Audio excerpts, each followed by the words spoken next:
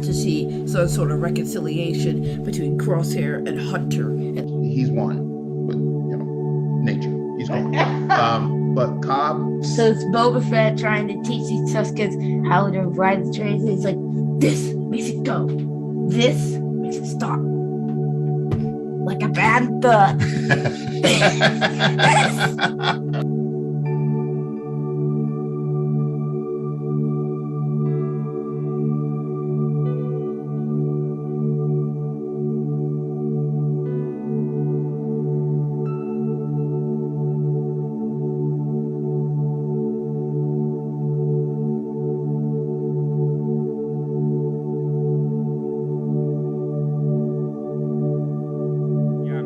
Thank you so much for everything that you do. I feel like it was just a few. Nobody believed in Star Wars. No time, no money. They're out in the desert. And to me, Hello, this is Kerwin and Keith of Father-Son Galaxy. Over heart back in my chest. All right. So Mandalorian has been praised for its ability to tell a story. So it was me kind of writing a little love letter to the 8-year-old me. So That is such a nerd move. I love it. Thank you. I can't believe I got away with it. Yeah, You're right. Like a week away from the premiere of Andor. How are you feeling? I'm feeling good, man. Keith, I mean, if you want to tell Dave Filoni that he should give me a cameo, I feel like he would listen to you. I will be working on some future Star Wars projects, some which are High Republic and some which aren't. Echo has his own set of ideas because since he was a soldier for the Republic for years. Starting at the Chinese Theater, it was downtown somewhere, and I walk in the room and. So how were you introduced to Star Wars? By my aunt and uncle. You have 8 siblings? I can't manage one. How do you?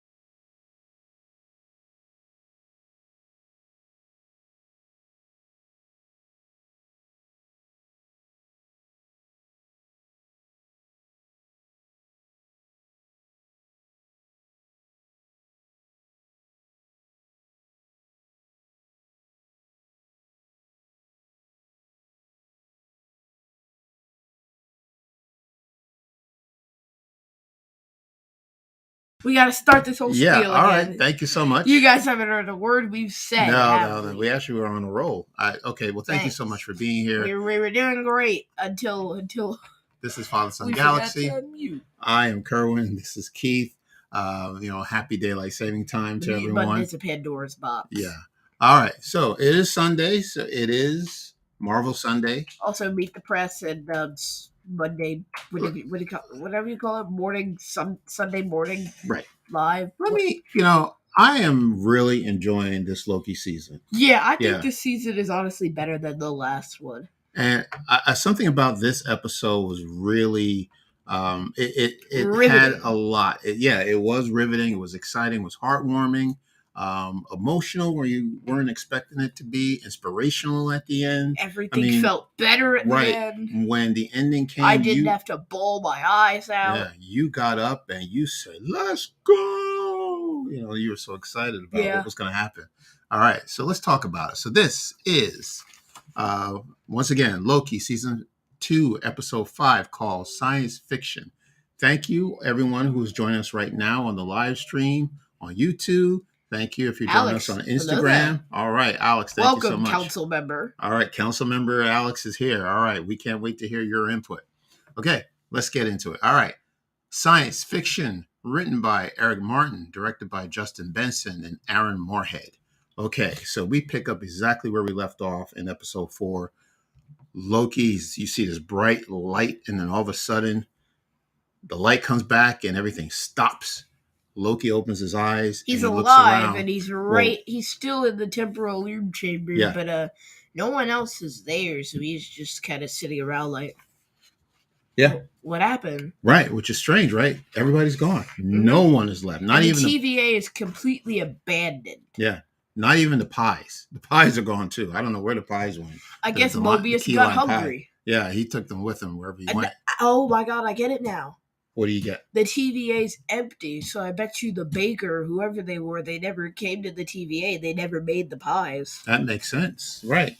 That's right. Exactly. So come to find out, if anybody, who guessed that, if the timeline, the sacred timeline is gone, everybody goes back to their branch timeline. So they all got shot back to their timeline. Right. Like the TVA never happened. All right. So we went through. So let's talk about Loki. So Loki again, he's time slipping, right? He thought he had that fixed.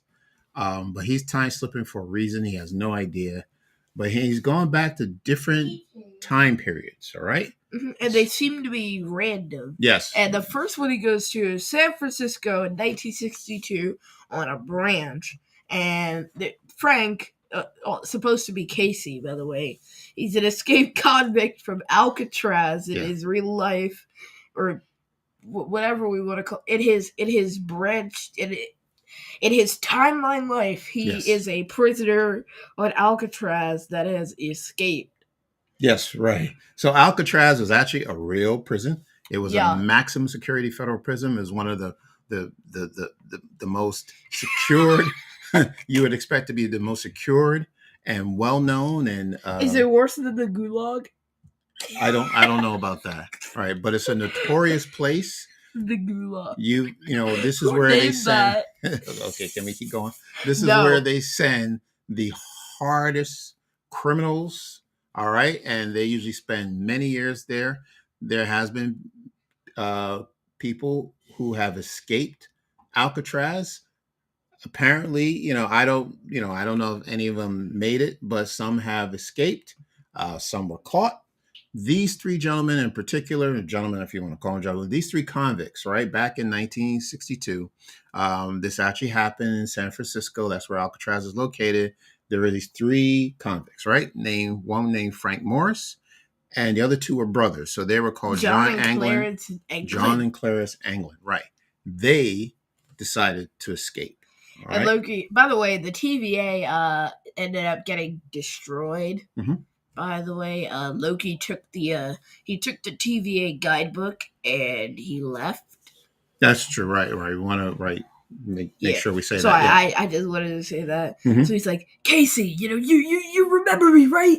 Come on, you gotta remember me. Casey's like, I don't remember you, man. I don't know who you are. But he's like, yo, Frank, who is this dude? And he's like, I don't know him. Okay, I don't know this guy. Right. And Loki's like, so problem. Yeah, so they spaghetti-o. They referred to their names, Frank and John. Frank is Casey. Casey is he is the intelligent guy who memorized the entire TVA handbook written by OB. Yeah. So apparently he was a criminal in his past life. I just can't see that. I guess he was also a smooth criminal because he managed to escape Alcatraz. Oh, boo! Very good one. All right, smooth criminal. Yeah, I just didn't picture Michael Jackson Casey. Rules.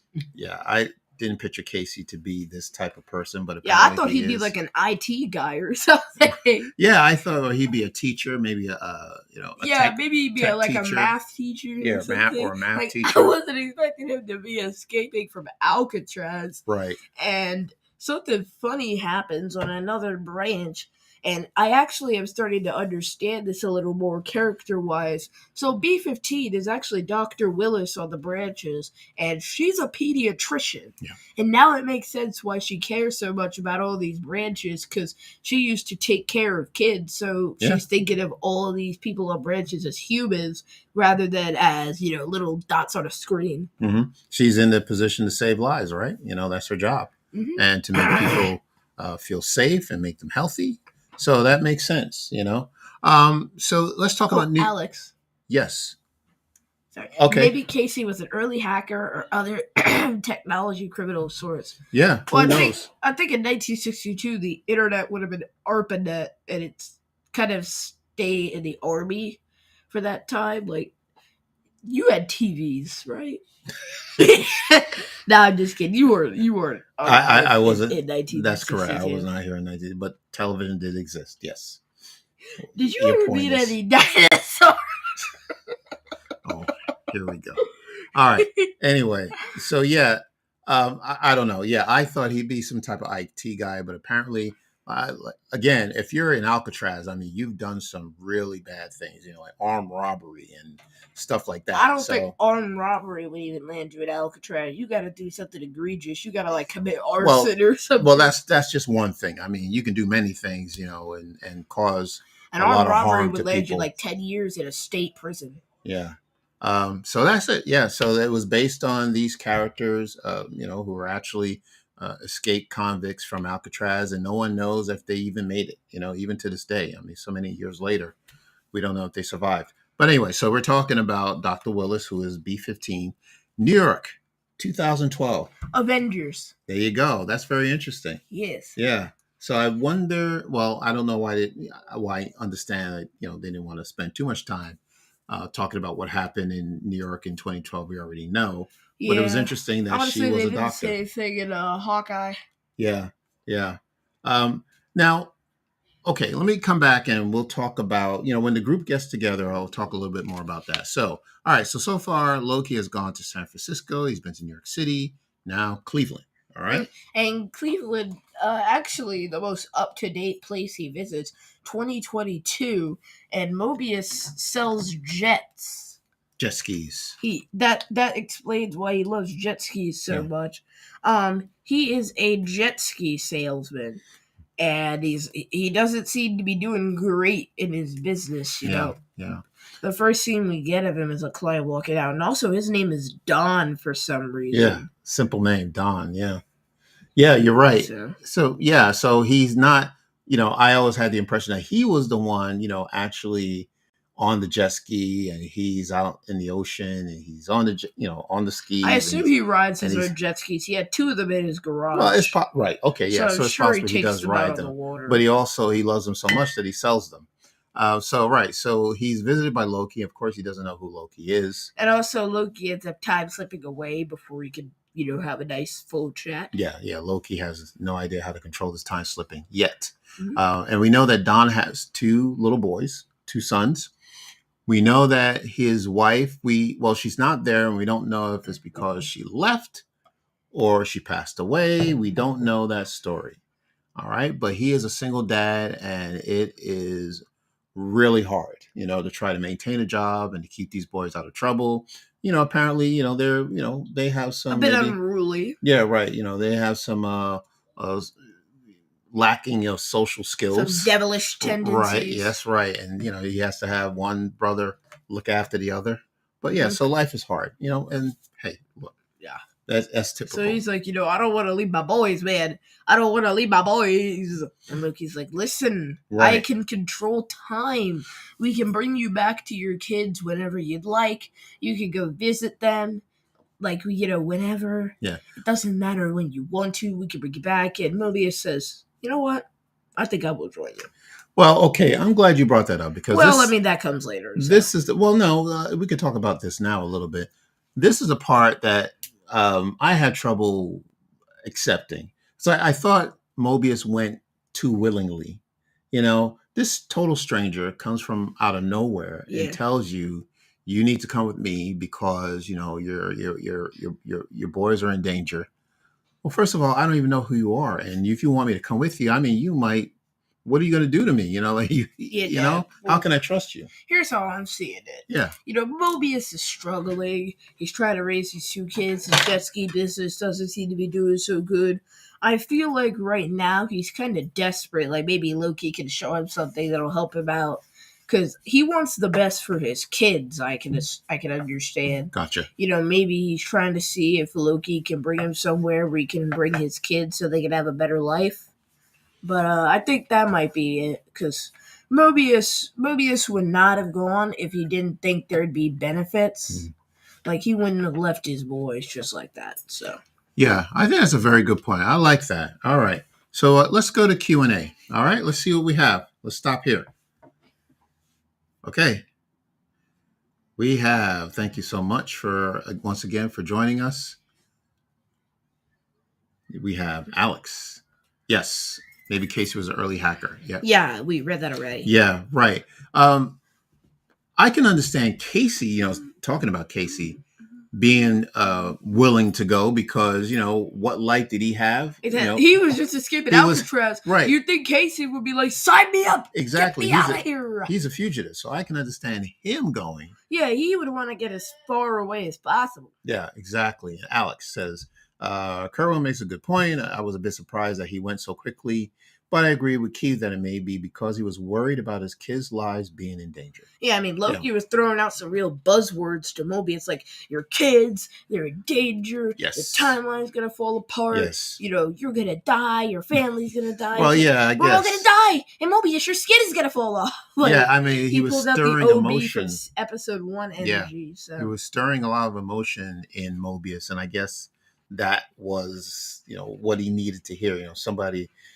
it's high alert. It's high stakes. So if someone's coming to you and said that, you need to save your children. If you want to save your children, you got to come with me. I don't know. I may still be a little cautious of doing that, going with a total stranger. But hey, he did it for the kids. But, I like what you said too. All right. Okay. So that was Cleveland. I'll accept your answer as well. Yes. Your answer is, you have a great answer. Let's talk about Pasadena, California, 1994. A.D. Doug, also known as O.B. I love how in every life he's got initials. Yeah, Doug. All right, so let's talk about Doug. Doug is a science fiction writer. Which makes sense for Ouroboros, you know. He always seemed like a kind of sci-fi guy. And he's also very smart, and he's an author. Yeah. Which makes sense. It's like the complete opposite of Casey. Because Casey's also very smart, and he ended up at Alcatraz. Whereas Ouroboros found a little more accepting of a spot. Yeah. Yeah. But he's also a failing writer, so it doesn't look like anybody's doing that great out here. I think that's what they were trying to make a point. I mean, B-15 seemed like she was living all right. Yeah, right. And I said I was going to get back to B-15 a little bit later, but yes, I think that's the point that maybe the writers are trying to make, that, their life is okay, but they feel that they can, be a better participant, or maybe get more of a contribution if they're doing something else. Maybe B-15 will want to go back to life on the timeline. Like, she seems to really care about these branches. She seems like everything's starting to matter to her, so maybe she'll want to go back to her old life. Well, right, okay, so I think that might be possible. Okay, so we're talking about B-15. Why don't we talk about it now? So, remember back in episode 1, and Sylvie did, what do you call it, enchantress? Enchanted her mind, or looked inside her mind. I don't know, if you remember this part of the episode, probably, where she was able to read, she was able to go back into B-15's life to see where she came from and who she was before the TVA. Mm-hmm. And then we saw the look on her face. I mean, Wumi Masaki, she's just a fantastic actress. She's tearing up, and she says that I was happy, where I came from. She was happy. I didn't see that happiness. Not that she wasn't happy taking care of this little girl, but she didn't seem thrilled. Yeah, they didn't give us more of, okay, so why would B-15 be happy in the timeline that she is in? And why would she want to go back, or not go back, or even follow Loki, again, somebody she's never met, and, assume that he's going to be the one to save her life and to save the lives of millions of other people on Earth. That just seems very far-fetched. And if she loves her life so much, I think she would have been the holdout, like the biggest holdout. They're trying to get the band back together, as OB put it. Well, I think she would have been the last one to actually join. We spent a whole lot of time on Mobius. So with Casey and B-15, we really sped it up. And then we also spent some time with Sylvie and OB. So we really were running short on time. Like, Loki just came out of a portal and said it's going to be a long story. Yeah. And then she joined the team. We really didn't have time to explore that, but I think out of everyone, B-15 would probably be the one to go back to her life on the timeline, seeing how she felt in the first episode and how she seemed in this episode. I think she might want to go back to her life on the timeline. So even if she does return to the TVA at some point, you think that she may want to decide by her own free will, go back to her timeline. Yeah. Okay. All right. I can see that happening. I actually see her staying because I think she makes a great leader of the TVA. She needs to make a bigger impact at the TVA. Mostly that's what it looks like. She rules over all time, literally. Right. Yeah. I mean, her and everybody else at the TVA, they rule over all time. Yeah. Yeah. But that's a very good point. I guess she can go either way. All right. So back to Pasadena. So we have Doug, who is, like you said, he's a failing author. He's going into the bookstore. No one is selling his books, so he actually takes it upon himself to go in and put his own books on the shelf. So it's 1994, and apparently sci-fi doesn't really have a place. I guess that's what they say. Is that something that happened?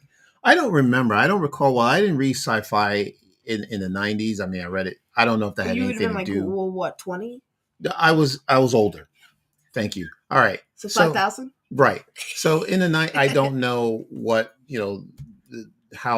what books were being sold back then. What were the big bestsellers? Back to 2011. Right. I got you. So, but the point is, Keith, is that, he's not doing very well. He's trying to buy his own books. And, of course, the books are not registered. So, the barcode is not working. And they find out that you're putting your own books back on the shelf. Take your books and get out of here. So he walks out of the store. Ke Kwan, is there anything else we can say about Ke Kwan that we haven't already not at said? This point. Yeah, He already complimented this man so much. We wanted to award him the Hall of Fame for complimenting people. We've run the Guinness World Record. They're outside of our house right now. Right. We've said enough about Ke Kwan. He's a perfect fit. For some reason, there's a Guinness World Record for how many times you can compliment Ke Kwan's acting skills. Well, okay, we're going to keep going. And we're going to win it. Yes. So now he returns back to his office, which looks a lot like his office in the TVA. Yeah. What's it called? For repairs and acquisitions? Something like RNA. Yeah, right. Yeah. So he gets a surprise visit by Loki, and he's actually listening to what Loki has to say because he's a science fiction writer. Also, he doesn't really have much to do. Again, his books are failing, so that's another character who would absolutely be willing to go. Would benefit to being in the TVA instead of where he is on his timeline. Yeah, I get it. So this is a very good conversation between Doug and Loki, and he talks about, he wants to, find a way to control his time slipping. And OB has realized that your time slipping is intentional because you are going into different time periods. And you're ending up by the people that matter. Right, to the people that matter, right? And these are the people that you need to bring together. You talk about their aura, bringing them together in order to send you back to the TVA if it still exists, right? And then he also said time's not finite, so he basically pulled out the reverse flash. The timeline is malleable stuff. Yeah, how about that reverse flash? Also, now save Sherlock that. and excess. People say the timeline is malleable a lot. Yeah. Okay. Yeah. Save that because I see a lot of similarities between Flash and Loki. And then Doug talks about science is all about what and how, but fiction is about why, why things happen, what is the why, Loki? Why do you need to save the TVA? And Loki says that this is he has to, because this is the only way to combat this terror, this threat that is coming. And he was very vague about it, but it's something he said before, something bad is coming. And we need the TVA to help save the world, pretty much. So that's high scale. The plot of every movie now. High level. There's this big threat, and we need this big corporation or group of people to save us. So that's what it is. So that's what he's saying is the why. That's what Loki's saying. So again, then he talked about getting the group back together. The only way to do that is to find these people, bring them back here into the room, and then have you all together. And then somehow maybe that will get you back to where you want to be. All right. So, but what is the real why? Okay. So now so he's visited Casey, B-15, Mobius, OB. Who's left? Obviously, Sylvie. All right. So we go back to Oklahoma, right? Mm-hmm.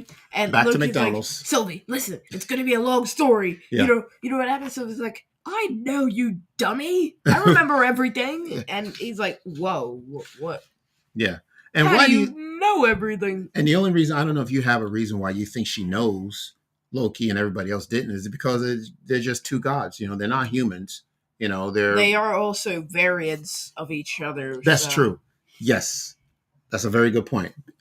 You know, Loki knows the other Loki. Maybe they're psychically linked. Right. Yeah, exactly. That makes sense. And that's the perfect answer, Keith. Yeah. That would make some sense. Right. So, and they go and, they have a drink. And Sylvie, wants to have this heart-to-heart with Loki. Loki needs to tell the truth, all right? Why, again, do you need to save the TVA? Why do you want this TVA to continue, all right? Then Loki says he wants to be back with his friends. Whoa. Now, that was very interesting. I'm like, wow. By the way, guys, I was not expecting that. I'd like to take this time to remind you that this is 2012 Loki, the same Loki that stabbed his brother and tossed Tony Stark out of a window literally moments before the first season started. He's really gotten some character development since then. Yeah. This is a man who unleashed a Chitauri army into all of New York to fight 6 superpowered individuals, and two of them don't even have powers, and one of them is his brother. The other one's a dude in a tin can, and one of them's got a metal bouncy ball that has... Seriously? One of them's got a metal bouncy ball that defies gravity. Okay, we're talking about the Avengers here. You gotta show some respect. Yeah, but how does Captain America's shield go from an object that falls flat on the ground to a boomerang? All right. Dude will be hitting bad combos with his shield, and then all of a sudden it just hits the ground. Sam threw the shield once, it got defeated by a chair. Okay. How did it not bounce off the chair? Now, okay. Loki wants to be with his friends. Now, I was taken aback by that because it didn't hit me at first. I said, friends? What are you talking about, friends? This isn't 2018 Loki who got close to his brother and helped him fight off Hela. This is 2012 Loki who just stabbed his brother, so... Yeah. Don't you remember back in season 1? These people are after you. They wanted to lock you up. B-15 was the one who knocked him and for violation of the timeline, the sacred timeline. How could they be your friends? Well, Mobius would be his friend because Mobius believed in him, and I guess Casey because he was chill. And a B-15, I can understand some tension, but she's actually nice now, so she deserves to be his friend. And OB he came after all of that, so yeah, true. He does.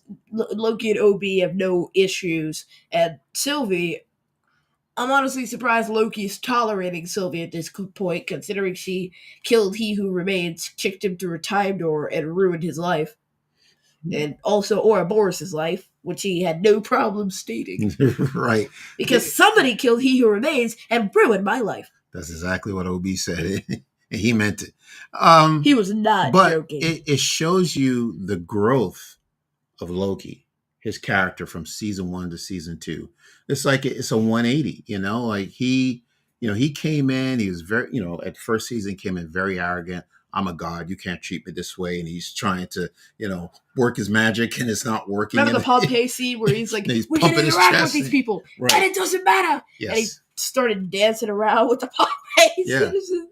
It's just such a change. But how does that not affect him? Because if he's dancing around with the Pompeii people, he's interacting with them. Are we which means talking they would move in the same conversation? Yeah, but okay. I'm talking about that point in episode 3 of or episode 2 in the last season okay. where he went to Pompeii and he started interacting with people. But wouldn't that mean that they die in different positions, which would then affect the days that their bodies were found by the archaeologists who were exploring Pompeii? Probably, but I mean, I don't know how that works. The whole point is that hiding in apocalypses should create branches. But then these branches getting destroyed is an apocalypse. So are branches creating branches here? Oh, you see, you're going in another direction. I don't know. That's yeah, like when okay. branches get destroyed, do they branch off? When branches get, I believe so, because when we see it on the screen, right? You know that it's a digital monitor, and you see those branches that appear off the sacred timeline, and then once they're purged or reset, you just see them just disappear. So I guess, yeah. No, wait a second. Didn't Docs was kind of valid, honestly. Yeah. Now that I think about it, she was trying to keep the loop from overloading. Correct. But yikes. Okay. It's not doing great, honestly. Well, right. Because the branches grew back. It's like pruning a bush, which I guess is why they call it pruning, and they call the timelines branches. Because it's like pruning a bush, you know. You gotta snip it constantly or it'll grow back and grow around its surroundings. That's correct, Keith. Okay. All right. Okay. So getting back to Loki and Sylvie's conversation about him wanting to be with his friends. Well, Sylvie says to him, well, your friends are where they want to be. They're on the timeline. They're fine, you know? And then he says something else that hit me in the chest. He said, you know, okay, well, where do I belong? I mean, I wasn't, whoo. You know, Loki, come on, man. Like, you know, I'm holding back tears. My goodness. My heart. Yeah, where do, you know, okay, they're back where Last episode was harder than TVA, not this one. Yeah. So. By the way, I just realized the heart of the TVA is the loom. Yes.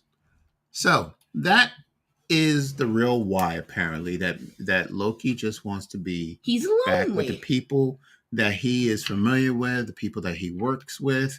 These are his friends. He's got social issues. And, you know, and I can't hate the guy for that. You know, I think it's a valid reason. It's selfish. But most of the time when people are trying to change the timeline, they're doing it for selfish reasons, you know, to save loved ones. But, you know, we'll talk about that some other time. But, okay, I'm cool with what he said in regards to trying to save his friend. I believe him. I believe him. He's actually telling the truth. Okay. You know something? Loki's not honestly evil. He just wants attention. Mm-hmm. I feel like this is something we developed in the Thor movies and also the Avengers. Because the whole thing is Loki's adopted, and he's like a third wheel to Odin and Thor. Because Odin and Thor, they have a real father-son bond, but Loki's kind of been the middle child who's forgotten and tossed aside because it was Hela and then Thor, but Loki just kind of came in the middle, and he was adopted, wasn't he? Yeah, he's adopted. Yeah, exactly. Odin always put all his attention towards Thor left Loki to the side, so Loki's upset with his brother because he got all the attention and he wants his dad to recognize him. So how about that? He causes mischief. That's deep. Which lines up with his character development here because he wants his friends back. He just wants attention. He just wants to find his place. You know, like, who am I? You know, without my father and my brother. You know, do I want to be the god of mischief for the rest of my life? You know. You know what I like? Yeah. We have not seen any other superheroes in the Loki show. Well, I don't think we need to, right? Exactly. Yeah, good. I think it's great that we kind of stick into Loki. Good. Oh, yeah. I mean, this is Loki's show. All right. Can we move on? Yes. All right. So then the conversation ends with Sylvie telling Loki, you know, pretty much in short words, get over yourself, go find something else to do, write your own story, and leave these people alone. All right. And she walks away. You know, because we know the reason why he was there. He was trying to get Sylvie to come back with the rest of the group so they would all be together. And he so get that temporal aura. Right. So Loki goes back and he's upset, he's sad, and he's back with the rest, and there's B-15 and OB and Mobius and Casey. And he's like, guys, you know what? You can all go home. Yeah, just go back to your branches. Yeah. I don't need you. And Mobius is like, yo, hold on for a second. You know, you were feeding us up. You were telling us we were something great. And now we're just not. And he's like, listen, you can't get hurt. And all of a sudden, Sylvie bursts through the door. Like, okay, well, he's skipping a part. Yeah, I know. Yeah, I'm about to talk to that. So Okay. while Loki is telling everybody to go home, Yes. Sylvie is home and she's at the music shop with this dude named Lyle, and he's like, I got some new music for you. So she's sitting on the couch and she's playing the record, just enjoying herself, and the camera work was amazing because the camera starts spinning and the music's playing, and all of a sudden we look around and we see all the SpaghettiOs that are just coming out of the ground. And the dude Lyle, he's like, Sylvie! And one with the SpaghettiOs now. One with the And Sylvie just checks her watch and she's like, okay, time to go. So she opens the time door while Loki's telling everyone to go home. She bursts through the door and says, the branches are dying. So Loki's like, hey, listen, we need that TemPad now. Oh, by the way, it took Ouroboros 18 months to build that TemPad. There was a bit of a time jump between 1994 and Cleveland, Ohio in 2022. So now it's like 1995. Good point. Yeah. So Pasadena, 1995. Yes. Okay. All right. Now this was a great scene. So let me, go back and talk about a few things that took place. So Q&A. Let's do Q&A first. All right. Bruh. Yes, we'll talk about this. Yes. Great point. You captured the essence of Loki. I've had mixed views about him over the years, but appreciate him more. And you both did a great job in describing his motives and character. Oh, Alice, thank you. Thank you. That's very nice of you. Okay. All right. Donate to our Patreon page, everybody. Okay, Keith. All right. So let's continue. So I want to talk about this record store. Mr. Krabs. This was an awesome scene. Okay. Probably one of the best scenes. Except for the fact that the dude died. Well, okay. Can we talk about the scene? Yes. All right. Sylvie walks into this record store. All right. Okay. Now, I'm sad because there aren't that many record stores like that anymore. But this is back in the day. Sylvie walks into a record store. There's a song that's playing when she walks in a record store, and it's called "Love Don't Live Here Anymore" by an R&B group called Rolls Royce. So, by the way, if anybody asks you a trivia question, so "Love Don't Live Here Anymore." Very interesting. So she walks in, and she's looking for records, and she comes up to the guy Lyle. You said who's at the front desk. His name is Lyle, and he gives her a record and says, "Yeah, this will either make you feel great or it'll make you feel worse." So she puts on the record, and the song that plays is called "Oh Sweet Nothing" by the Velvet Underground. All right. Big rock group. Literally sweet nothing, because there's nothing left on that branch because it's dead now. Okay, right. Well, who knows? Maybe that's what the song, the purpose of the song, because these writers and creators, directors choose songs. They're smart. They write the script and then choose the song. Right. Well, they choose a song for a reason. There's a reason behind the song. So "Love Don't Live Here Anymore."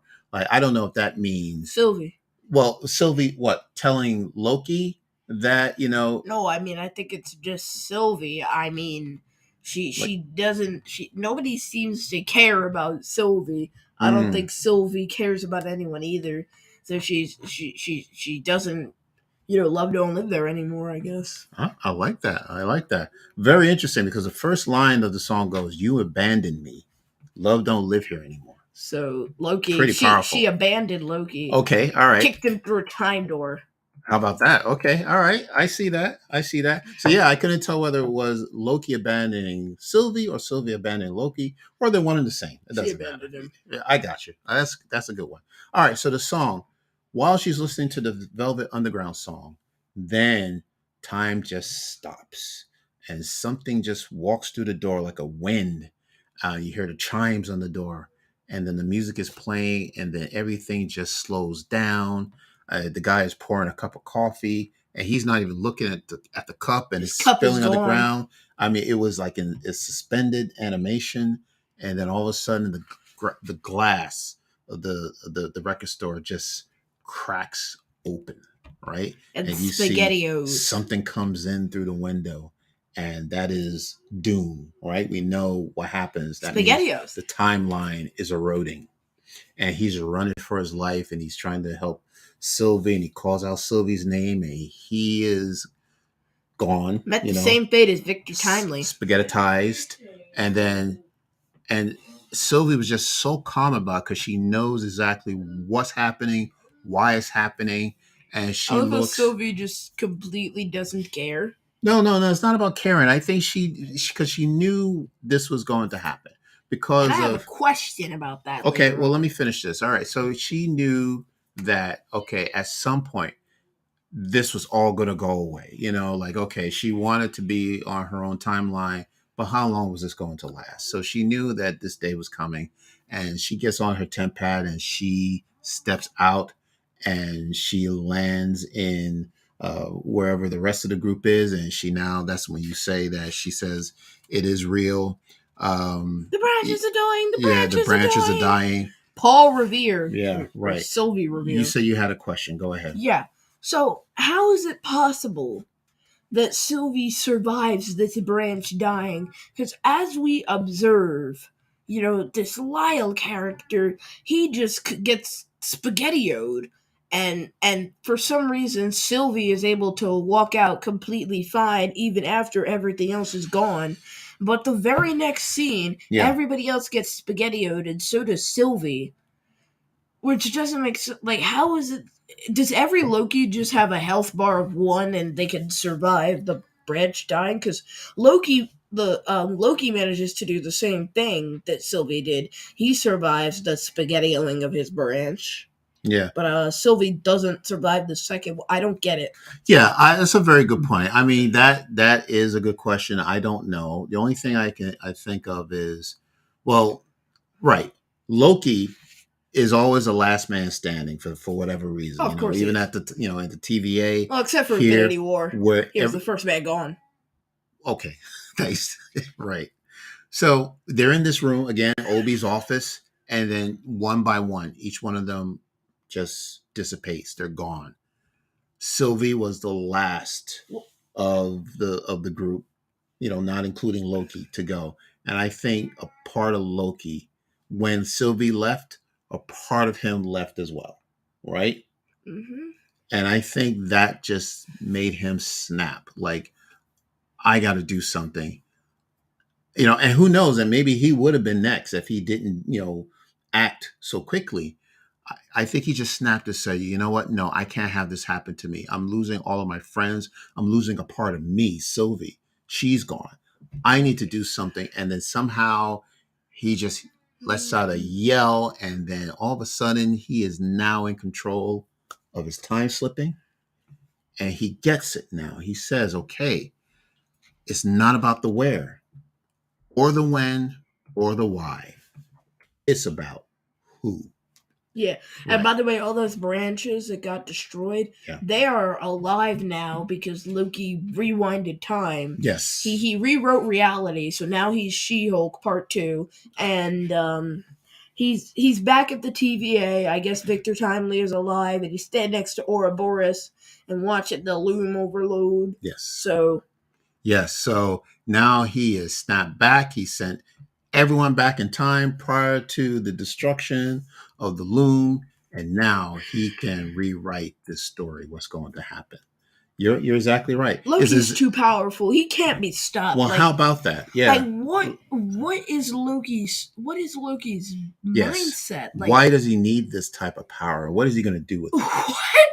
And we know. I mean, they could have just had him time slip back to the TVA instead of rewriting reality. I mean, well, look, I don't even know what happened, but I'm all for it because it means they're not dead. They're not even Timely. So Timely is survived.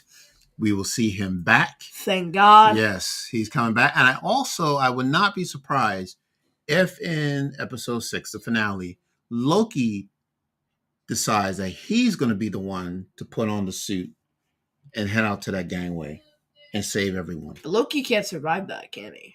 Well, I don't know. I mean, he's a god. Well, we know humans can't do it, right? And he's a god, so maybe he has more of a chance than the rest of them. I somehow doubt. I think he's got to put on the suit. He's got to be the one to do it.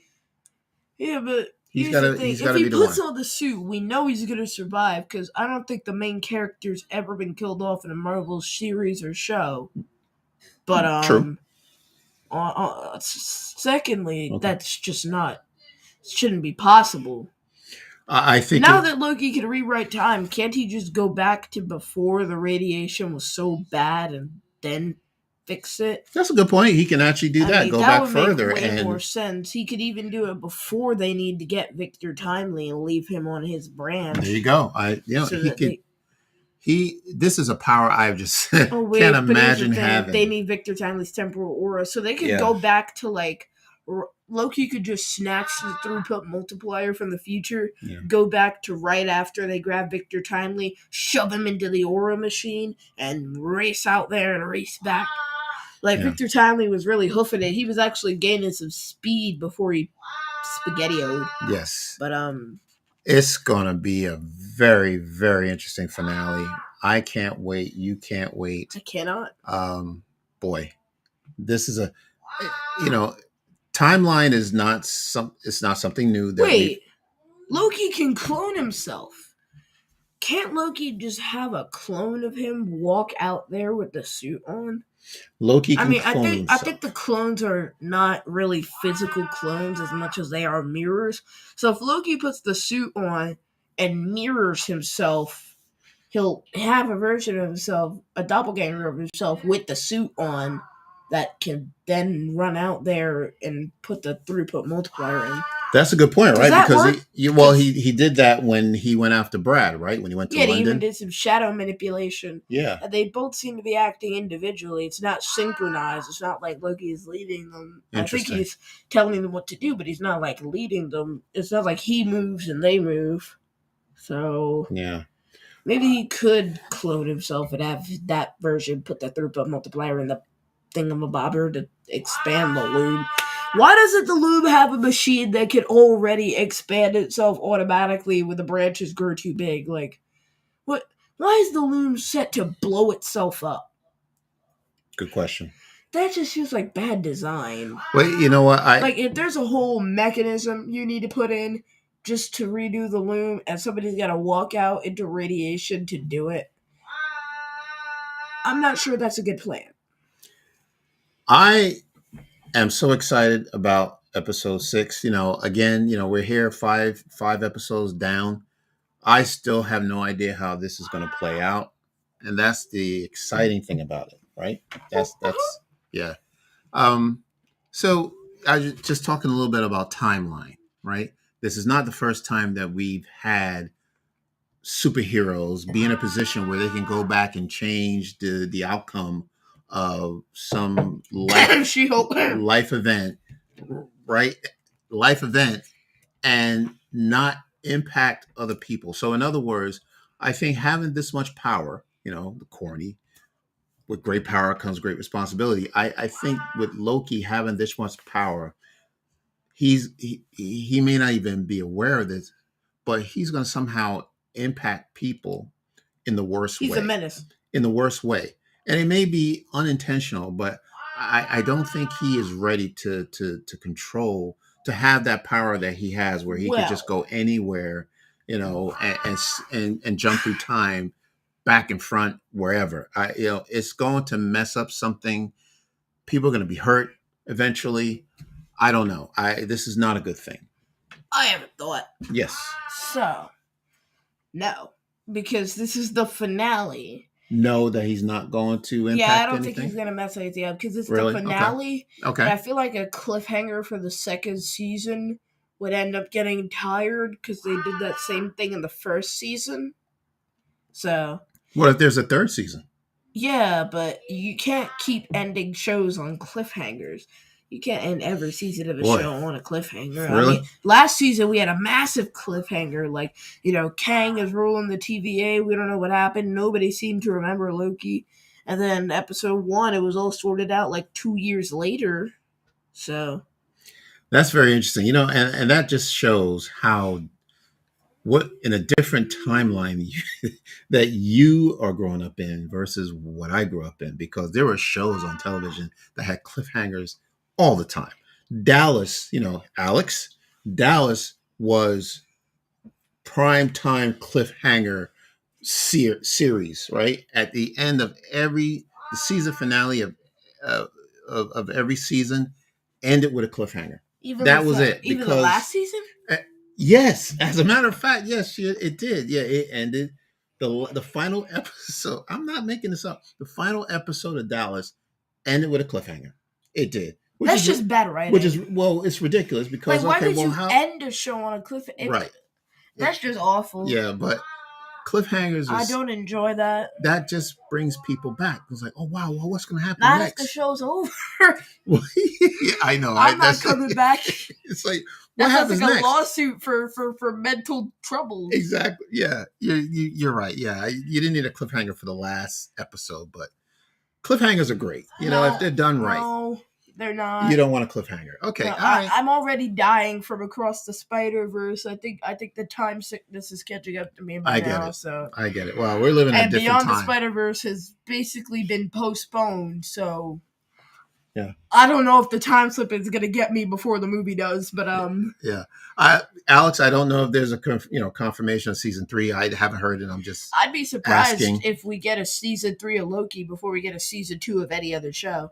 I honestly think Loki was the most well received of the Marvel shows. Yes, that's absolutely true. That's why WandaVision, it was great. I like it. Yeah. Falcon and the Winter Soldier was mixed, but I like that too. I love Hawkeye. I think it's like the third best out of all the Disney Plus shows we got.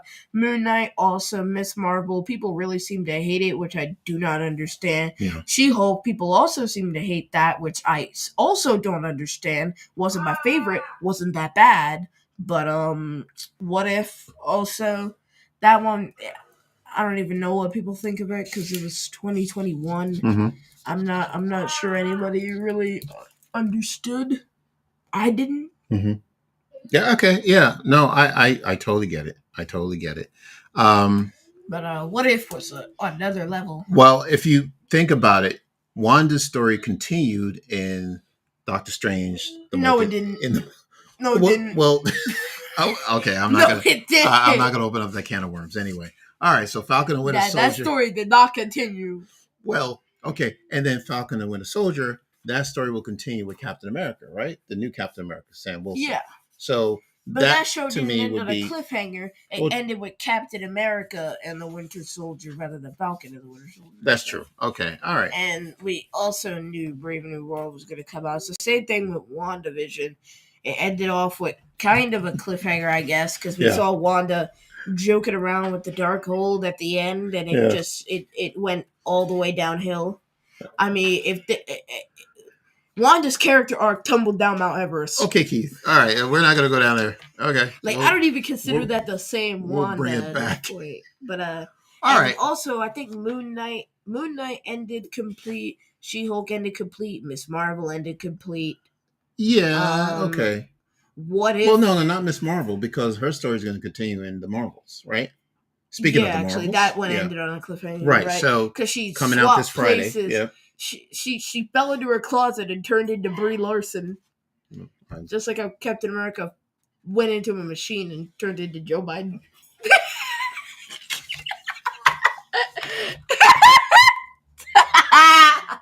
Okay. If you get that joke. Okay. All right. But yeah. So, and what else? All right. I just want to finish up. Hawkeye was complete too. Yes, it is. Yes. Okay. So I was talking about timelines. All right. Loki is not the first superhero who have experienced a timeline where they have the power to go back and change things and change the outcome.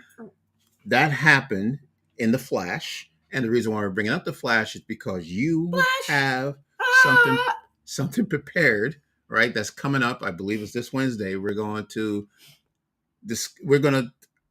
cover the Flash. All right, and we're going to talk. If that's what I'm talking about. That's what it's all about. If we're ready, we're going to talk the Flash. So we're going to switch from Marvel and Star Wars to DC. Arrowverse. Not too often. Arrowverse. To the Arrowverse. Please don't call it DC. I still don't know the difference between DC and Arrowverse, but they're completely separate, except for that one time that Ezra Miller decided to zip in and visit Grant, which was so if you 4 years ago. If there's anyone out there who are Arrowverse fans, please tune into this. Keith has worked very hard to put this together, and he has something to say about the Flash. You want to hear something funny? Yes. Greg Gustin was in a promotional ad with Ryan Reynolds. That's something you could do with your Flash actor. You can put him in other commercials I get and it, other Keith. media safely. Would you please leave Ezra Miller alone? Never. Okay. All right.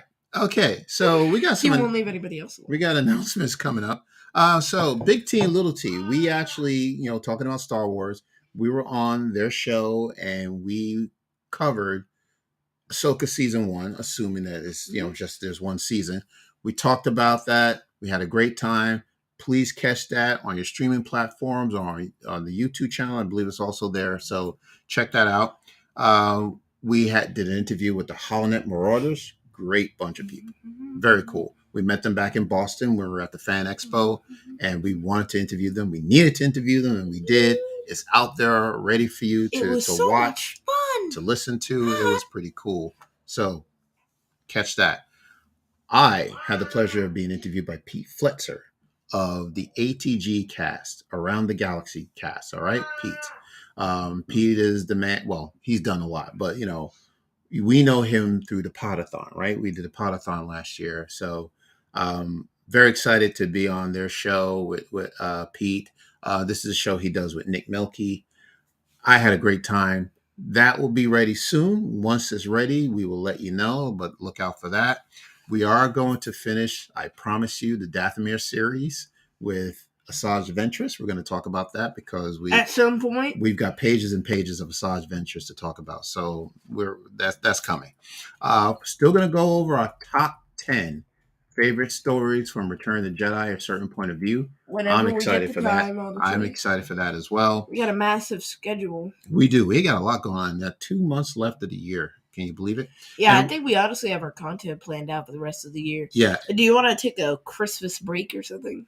Or maybe we could record a video and drop it? We'll see. Yeah, we can rock around the Christmas tree. Okay. All right. We'll see. We'll find out. We also did an interview that's not ready yet, but it will be. But I want to tell you that we had a great time talking to Rob Levy. He is the founder of Inside the Box Animators. Very talented filmmaker. He actually has a 5-part miniseries based on a Han Solo comic book issue. Pixel animation. Yes, it's awesome. all pixel animation. You got to check it out.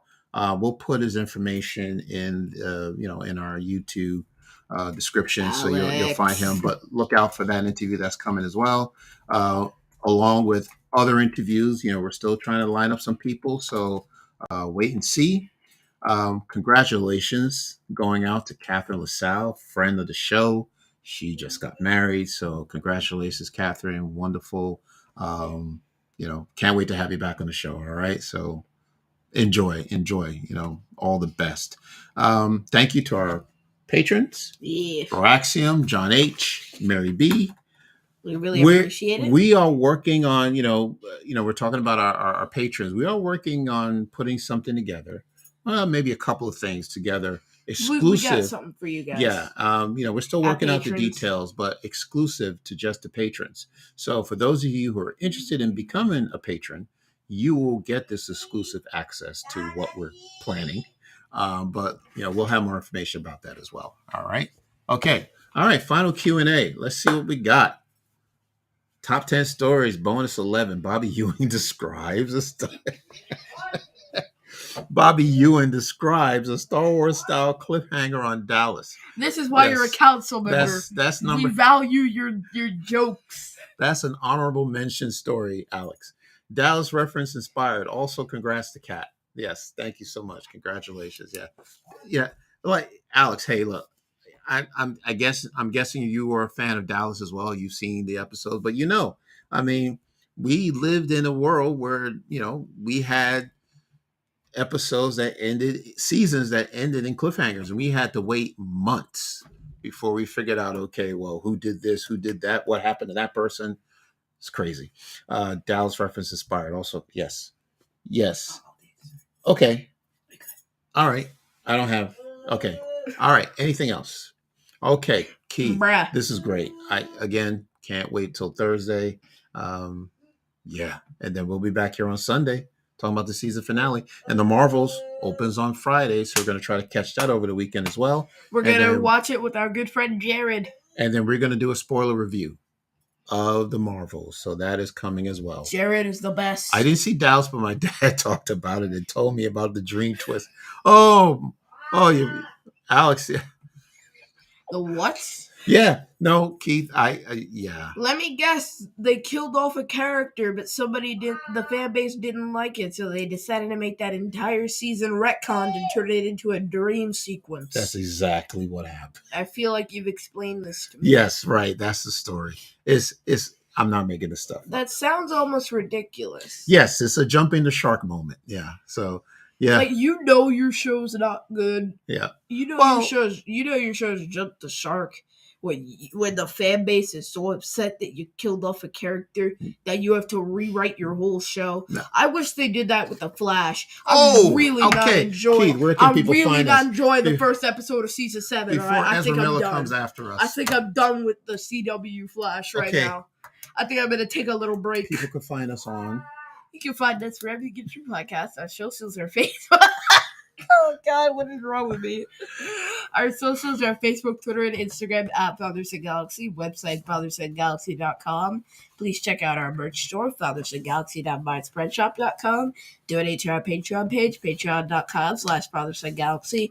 Again, another shout out to our patrons, Broaxium, John H., and Mary B. Really appreciate it. And that's it. All right. There's a call coming in from Ezra Miller's attorney. Oh, God. I'm gonna let. I hope I didn't offend them. I'm gonna let you answer it. I'm not taking this call. All right. Actually, we'll be back. I'm gonna go. Thank you, everyone. Take a call from a. We'll see you next time. Okay. Until then. Take care, and we will see you again. I'm still here.